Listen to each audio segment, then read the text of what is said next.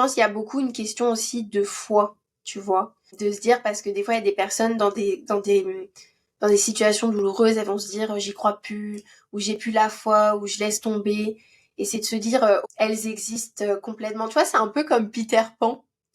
Ouais. Avec l'histoire de la fée, quand ils disent je ne crois pas aux fées et que qu'une fée meurt quand on dit ça. Bah c'est un peu pareil, c'est vraiment de se dire bah on y croit parce que eux, ils nous guident et ils le font avec le cœur, et de se dire qu'on peut tout demander et avoir les signes sur notre chemin, et qu'on les reçoit, et qu'après il faut bien regarder pour euh, pour voir qu'en effet ils ont mis des signes sur notre chemin. Oui, puis je pense que j'aime ça que tu parles des signes parce que je pense que des fois on a une pensée sur la façon dont ces signes-là vont se présenter ou sur la façon dont ces signes-là devraient se présenter. Donc, quand ils se présentent à nous, on les perçoit pas parce qu'on a l'impression que c'est pas, tu sais, c'est pas un signe qui est en train de se présenter, mais dans le fond, oui, c'est ça, tu sais, des fois c'est très évident, des fois c'est très subtil, mais ouais, si tu voudrais parler plus de ça, en fait, de... Franchement, les signes, ils sont vraiment multiples.